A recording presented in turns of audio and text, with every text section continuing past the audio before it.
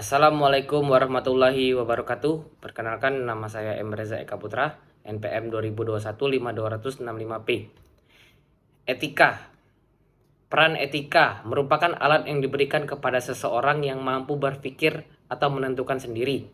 Tujuan etika adalah untuk orientasi ketika seseorang dihadapkan hal yang harus dia putuskan, baik untuk menilai maupun bertindak. Manfaat etika.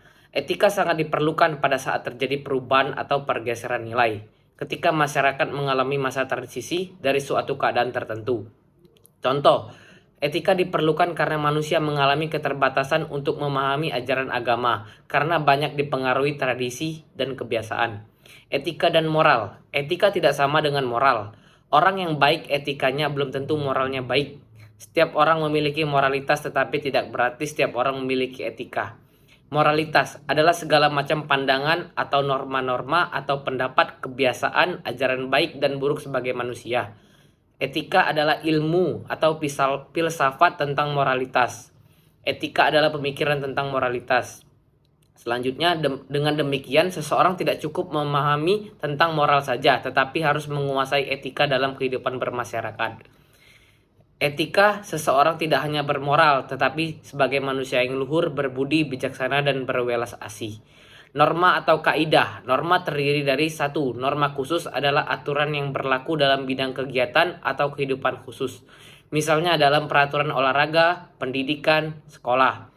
Dua. Norma umum bersifat lebih universal. Terdiri dari norma sopan santun, norma hukum, dan norma moral. Norma moral, aturan mengenai sikap perilaku manusia sebagai manusia. Norma ini mengatur tentang baik buruk, adil dan tidak adil tindakan perilaku manusia sejauh ia dilihat sebagai manusia.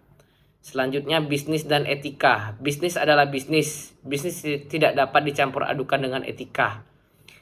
Ada mitos bisnis amoral yang mengungkapkan keyakinan antara bisnis dengan moralitas dan etika tidak ada sangkut pautnya. Hal itu merupakan dua hal yang berbeda.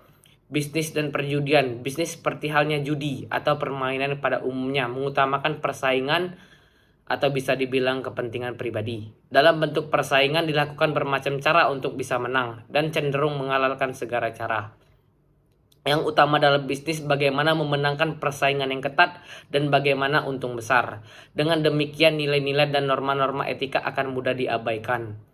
Aturan yang dipakai dalam permainan penuh persaingan itu berbeda dan aturan yang ada dan dikenal dalam kehidupan sosial umumnya.